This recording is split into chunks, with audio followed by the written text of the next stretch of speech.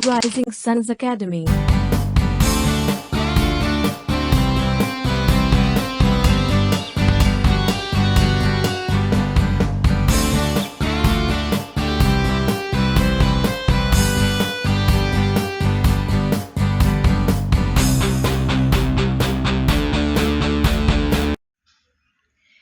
Good morning guys. बहुत बहुत स्वागत है आप सभी का हमारे इस प्लेटफॉर्म पर। आई होप आप सभी बहुत अच्छे होंगे और अपनी पढ़ाई बहुत अच्छे से कर रहे होंगे। गाइस, आपके एग्ज़ाम होना स्टार्ट होने वाले हैं। आरआरबी एनटीपीसी की तरफ से भी नोटिस आ चुका है कि आपका जो 7 फेज़ बाकी था उसका जल्दी से वो कंडक्ट कराया जाएगा, और ग्रुप डी की तरफ से भी आ गया है कि आपके जो एग्ज़ाम हैं वो हो जाएंगे। तो आप सभी अपनी तैयारी करते रहिए और पढ़ाई करते रहिए, ठीक है। और आज है 3 जून 2021। हम देखेंगे 3 जून का करंट अफेयर। पूरा वीडियो ध्यान से देखें, वीडियो के अंत तक बने रहें हमारे साथ। और ये जो सेशन है सभी के लिए इम्पॉर्टेंट है। आप किसी भी एग्ज़ाम की तैयारी कर रहे हो आपके लिए इम्पॉर्टेंट है, क्योंकि करंट अफेयर हर एक एग्ज़ाम में पूछा जाता है। और इसमें हम डेली जो न्यूज़ एनालिसिस होता है उसके साथ साथ जो एक्स्ट्रा फैक्ट होते हैं, जो स्टैटिक से रिलेटेड फैक्ट होते हैं, इन्फॉर्मेशन होते हैं, वो भी कवर करते हैं। तो आप सभी नोट्स बनाते जाएं, कॉपी पेन लेकर बैठें, ताकि आपको जो एक्स्ट्रा इन्फॉर्मेशन मिले आप उसको नोट्स बना सकें, नोट कर सकें, और जब रिवीजन करें तो वो आपके काम में आ जाए, ठीक है। और हाँ दोस्तों, अगर आप पहली बार चैनल पर आए हैं, पहली बार चैनल को देख रहे हैं, तो सबसे पहले चैनल को सब्सक्राइब कर दें और साथ ही साथ बेल आइकन प्रेस कर दें, ताकि जो नया वीडियो है उसका नोटिफिकेशन आपको मिल जाए। आइए चलिए स्टार्ट करते हैं। देखते हैं पहला प्रश्न। पहला प्रश्न दिवस से संबंधित है। प्रश्न क्या है? वैश्विक अभिभावक दिवस, ग्लोबल डे ऑफ पेरेंट्स, निम्न में से किस दिन मनाया जाता है? इस प्रश्न का राइट आंसर हो जाएगा ऑप्शन सी, 1 जून। 1 जून को मनाते हैं वैश्विक अभिभावक दिवस, ग्लोबल डे ऑफ पेरेंट्स। इसे ही वैश्विक माता पिता दिवस भी कह देते हैं, और मनाते हैं 1 जून को। किसके द्वारा? तो संयुक्त राष्ट्र ने 2012 में इस दिवस को मनाने की घोषणा की थी, यानी कि 2012 से हर वर्ष इस दिवस को 1 जून के दिन मनाया जा रहा है। और ये दिवस माता पिता को सम्मान प्रकट करने के लिए मनाया जाता है। विश्व भर में माता पिता के प्रति सम्मान प्रकट करने के लिए इस दिवस को मनाते हैं, ठीक है। और इस दिन बच्चों के प्रति अभिभावकों की जो प्रतिबद्धता है, जो कर्तव्य है, उसकी सराहना की जाती है, ठीक है। तो 1 जून को मनाते हैं वैश्विक अभिभावक दिवस। अच्छा, 1 जून को और कोई दिवस भी मनाते हैं? बिल्कुल मनाते हैं। कौन सा? वैश्विक या फिर विश्व दुग्ध दिवस, world milk day. World milk day ये भी 1 जून को ही मनाया जाता है, मैंने आपको पढ़ाया भी था। अब बात हो रही है यूएन की, संयुक्त राष्ट्र की, जो कि संयुक्त राष्ट्र ने इस दिवस को मनाने की घोषणा की है, तो थोड़ी इस पर चर्चा कर लेते हैं। संयुक्त राष्ट्र बहुत पूछा जाता है। आपके जो वनडे एग्जाम है उनका फेवरेट क्वेश्चन है गठन। इसका जो फॉर्मेशन कब हुआ था? 24 अक्टूबर 1945, 1945 में संयुक्त राष्ट्र बना था। हेडक्वार्टर इसका कहाँ पर है? न्यूयॉर्क में, ठीक है। हेडक्वार्टर इसका न्यूयॉर्क में हो जाएगा। यूएसए का न्यूयॉर्क शहर है, वहाँ पर इसका हेडक्वार्टर हो जाएगा। इसके वर्तमान हेड कौन है? तो एंटोनियो गुटेरस इसके हेड हो जाएंगे, जो कि पुर्तगाल कंट्री से बिलोंग करते हैं, ठीक है, याद रखते हैं। और इसकी जो मेंबर कंट्री हैं 193 मेंबर कंट्रीज हो जाएंगी, किसमें? यूएन में, संयुक्त राष्ट्र में। तो संयुक्त राष्ट्र से संबंधित एक प्रश्न आपको याद रखना है, सब पूछे जाते हैं, ठीक है। और इस प्रश्न का राइट आंसर है ऑप्शन सी, 1 जून। आइए देखते हैं अगला प्रश्न। नेक्स्ट है विश्व साइकिल दिवस, वर्ल्ड बाइसिकल डे, किस दिन मनाया जाता है? तो ये मनाते हैं आज के दिन, यानी कि 3 जून को, विश्व बाइसिकल दिवस या फिर वर्ल्ड साइकिल डे, ठीक है। 3 जून को मनाया जाता है। सबसे पहली बार मनाया गया था ये 2018 में, 3 जून 2018 को संयुक्त राष्ट्र यानी कि यूनाइटेड नेशन ने इसको मनाया था 2018 में। और 2018 से ये हर वर्ष मनाया जा रहा है 3 जून को। किस लिए मनाते हैं? साइकिल को प्रमोट करने की, ताकि लोग ज़्यादा से ज़्यादा साइकिल का उपयोग करें। और साइकिल का उपयोग करने से क्या होता है? पर्यावरण का प्रदूषण नहीं होता है, ठीक है ना। तो साइकिल का उपयोग ज़्यादा से ज़्यादा करना चाहिए। अच्छा, बात हो रही है बाइसिकल की, यानी कि साइकिल। तो साइकिल की इन्वेंशन किसने की थी? यानी कि जो साइकिल सबसे पहले बनाई थी, साइकिल की खोज जिसने की थी, वो थे कार्ल वॉन डेरिस। कार्ल वॉन डेरिस जो है, इन्होंने सबसे पहले साइकिल की इन्वेंशन की थी, कार्ल वॉन डेनिस, इनका नाम याद रखना है, ठीक है। इसके अलावा कुछ चीज़ें और याद रखिए। आपसे एक पूछ सकते हैं क्या, एक नाम आता है, एक टर्म आता है क्या? Tour de France. Tour de France. Tour de France क्या है? ये फ्रांस के लिए कोई टूर नहीं है। टूर दे फ्रांस बाइसिकल की एक रेस है। क्या है? बाइसिकल की एक रेस है, जो कि वर्ल्ड की मोस्ट प्रेस्टिजियस और मोस्ट डिफिकल्ट बाइसिकल रेस है। ठीक है, तो बहुत डिफिकल्ट रेस है ये बाइसिकल रेस, यानी कि साइकिल की एक रेस का नाम है टूर दे फ्रांस। आपसे पूछा जा सकता है, याद रखिए। और भारत का आपको कुछ याद रखना है क्या? भारत का सबसे हाईएस्ट यानी कि सबसे ऊंचा जो साइकिल ट्रैक है, बाइसिकल ट्रैक है, या बाइसिकल का जो साइकिल का रास्ता है, वो कहाँ पर है? तो भारत का अगर सबसे ऊंचा बाइसिकल ट्रैक पूछ ले तो ये है मनाली में। मनाली कहाँ पर है? हिमाचल प्रदेश में। तो हिमाचल प्रदेश के मनाली में हो जाएगा भारत का हाईएस्ट स्काई साइकिल ट्रैक। ठीक है, याद रखिए। इसके अलावा बात हो रही है व्हीकल की। ठीक है, बाइसिकल एक व्हीकल ही तो है। तो भारत का एक राज्य ऐसा है जो हर महीने की पहली तारीख को, क्या हर महीने की पहली तारीख को क्या मनाता है? No vehicle day. No vehicle day मनाता है। और ये राज्य कौन सा है? ये राज्य है राजस्थान। तो याद रखिए ये पॉइंट भी, राजस्थान हर महीने की पहली तारीख को मनाता है नो व्हीकल डे, यानी कि किसी भी व्हीकल का यूज़ नहीं किया जाएगा। कब? हर महीने की पहली तारीख को। और इस प्रश्न का राइट आंसर था ऑप्शन सी, 3 जून को। और मनाता कौन है? United nation. 2018 में पहली बार मनाया गया। और यूनाइटेड नेशन की चर्चा हम पहले प्रश्न में ही कर चुके हैं। फाउंडेड कब हुआ था यूनाइटेड नेशन, यानी कि यूएन कब हुआ था? 24 अक्टूबर 1945 में। याद रखना है डेट, 1945, 1945। ठीक है, आइए बढ़ते हैं आगे, देखते हैं अगला प्रश्न।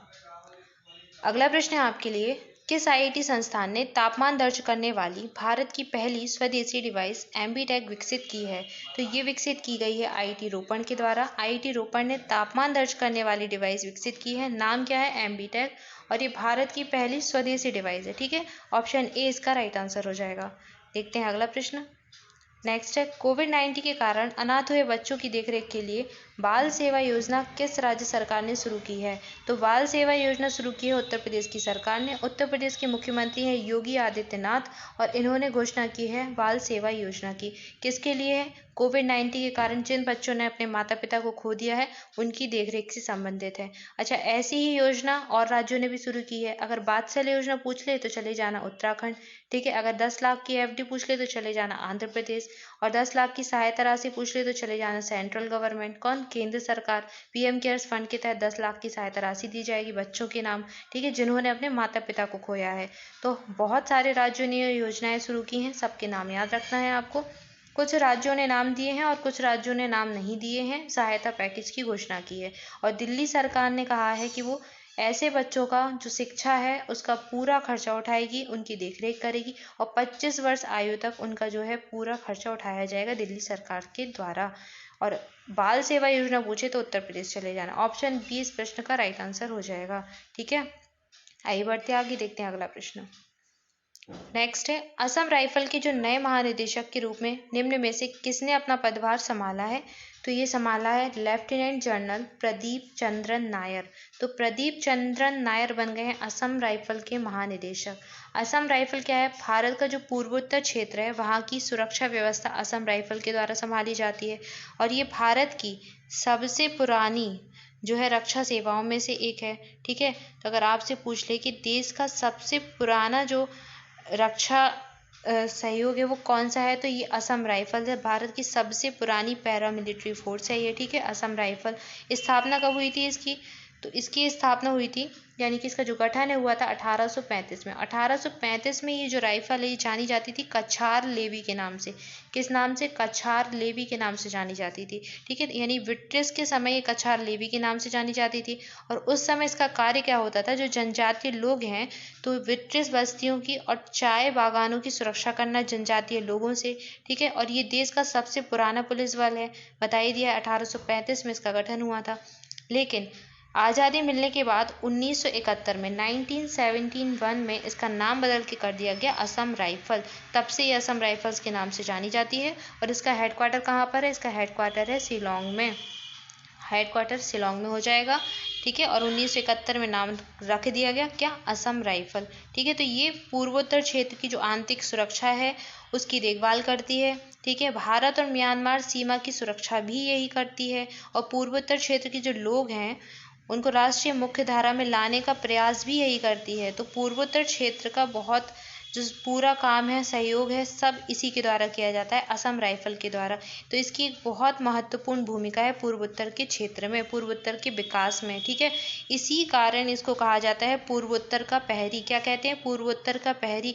और इसे प्यार से लोग पर्वतीय लोगों का मित्र भी कहते हैं। क्या कहते हैं? पर्वतीय लोगों का मित्र और पूर्वोत्तर का प्रहरी इसके अन्य नाम हो जाएंगे असम राइफल के, ठीक है। तो बहुत इंपॉर्टेंट है, ये याद रखिए। ऑप्शन ए इसका राइट आंसर है। प्रदीप चंद्रन नायर बने हैं महानिदेशक असम राइफल के, ठीक है। आइए बढ़ते आगे, देखते हैं अगला प्रश्न।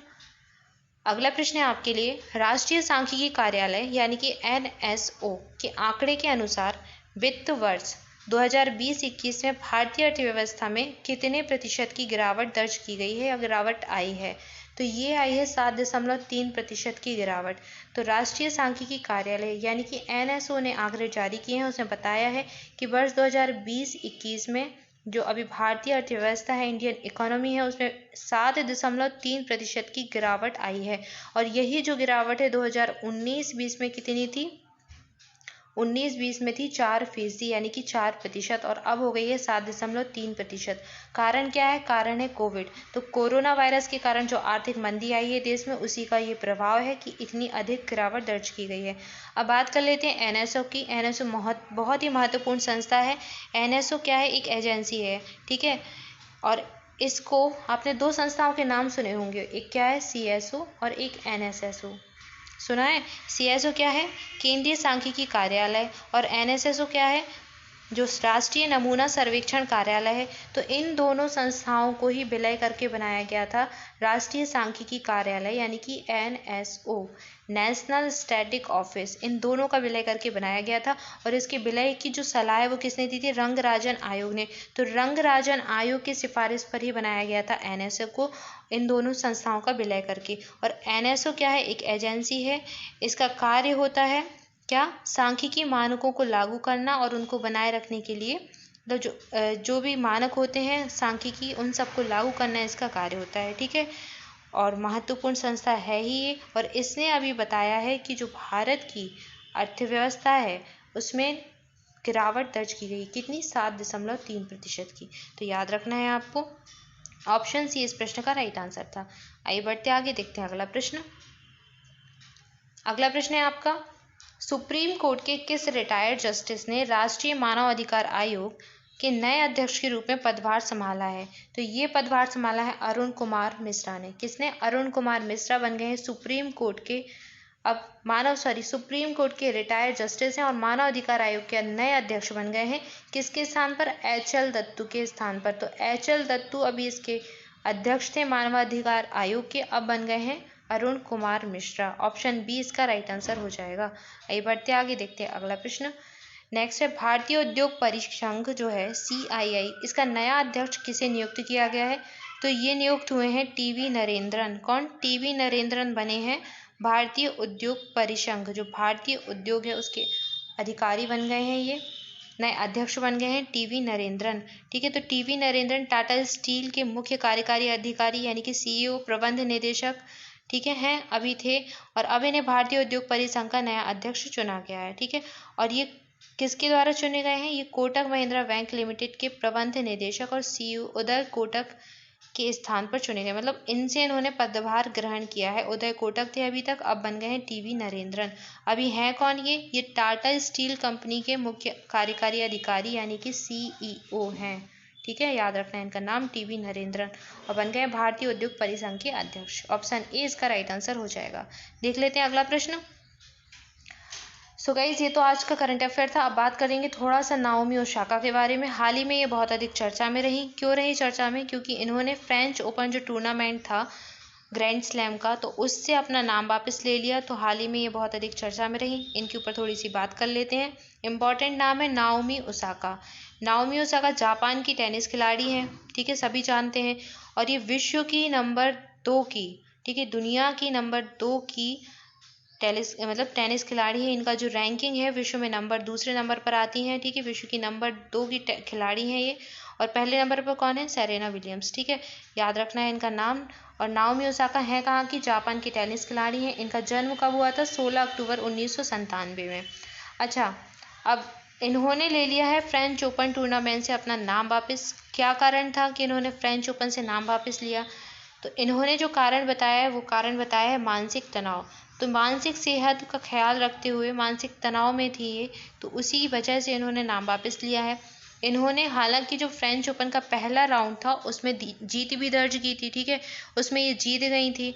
लेकिन उसके बाद इन्होंने क्या किया, इन्होंने कहा कि मैं इनकी जो सेहत है वो सही नहीं थी, तो इन्होंने कहा कि मैं जो मीडिया है उससे बात नहीं कर पाऊंगी। तो इन्होंने मीडिया से बात करने के लिए मना कर दिया, पहले ही मना कर दिया था। और जब जीत गई ये, तो जीतने के बाद इन्होंने मीडिया से बात नहीं की। तो इसी वजह से जो संस्था है उसके द्वारा इनके ऊपर जुर्माना लगाया गया, $15,000 का इनके ऊपर जुर्माना लगाया गया।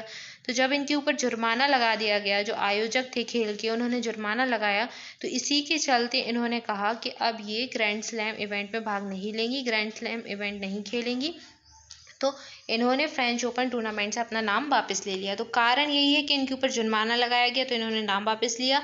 और इसके अतिरिक्त इन्होंने मीडिया से बात करने के लिए इसलिए मना किया क्योंकि ये मानसिक तनाव में थी, और ये इनका कहना है कि ये सहज नहीं होती है, जो मीडिया होती है उससे बात करने में ये सहज नहीं होती हैं।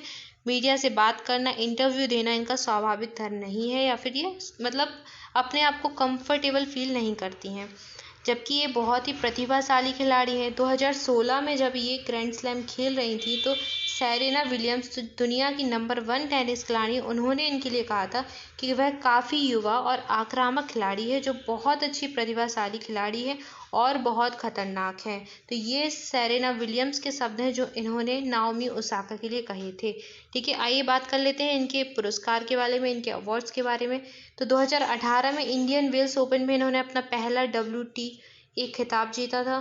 ठीक है, और यहाँ से ही इनके सफ़र जो है, इनका मतलब जो सफ़र है टेनिस का, वो स्पीड में आगे बढ़ा था और ये ऊंचाइयों पर पहुंची थी। इंडियन वेल्स ओपन जीता था इन्होंने 2018 में, और 2018 में ही सितंबर के महीने में इन्होंने अपना पहला grand slam award US open जीता। क्या, US ओपन 2018 में, और ये इनका पहला ग्रैंड स्लैम अवार्ड था। ठीक है, और इन्होंने फाइनल में 23 बार की प्रमुख चैंपियन रही सेरेना विलियम्स को हराया था, और ग्रैंड स्लैम एकल टूर्नामेंट जीतने वाली ये जापान की पहली खिलाड़ी थी। जापान की ये पहली ऐसी महिला थी जिन्होंने ग्रैंड स्लैम एकल टूर्नामेंट जीत लिया था। इसके बाद 2019 में इन्होंने ऑस्ट्रेलियन ओपन जीता, और ये इनका दूसरा ग्रैंड स्लैम खिताब था। ठीक है, और अभी 2021 में ये खेल रही थी तीसरा ग्रैंड स्लैम फ्रेंच ओपन, और इससे नाम ले लिया है इन्होंने अपना वापस। ठीक है, तो ये चर्चा में रही, नाम याद रखना है। नाओमी ओसाका कहाँ से बिलोंग करती हैं? जापान की टेनिस खिलाड़ी हैं, खेल है इनका टेनिस। ठीक है, और गाइज आज के लिए आपका प्रश्न है, हाल ही में किसे WHO महानिदेशक विशेष मान्यता पुरस्कार से सम्मानित किया गया? इस सारे स्टूडेंट आंसर जरूर करें, क्योंकि आप जो भी लिखोगे आपको याद हो जाएगा, और आपका वो प्रश्न जो है अगर आ गया किसी एग्जाम में तो कभी गलत नहीं होगा। तो सभी ज़्यादा से ज़्यादा आंसर करने का प्रयास करें। और हाँ दोस्तों, आप पहली बार चैनल पर आए हैं और अगर अभी तक चैनल को सब्सक्राइब नहीं किया है तो जल्दी से कर दें चैनल को सब्सक्राइब, और अपने दोस्तों के साथ स्टडी ग्रुप में और सोशल मीडिया प्लेटफॉर्म पर सभी जगह कर दें वीडियो को शेयर। मिलते हैं नेक्स्ट वीडियो में। Thank you so much.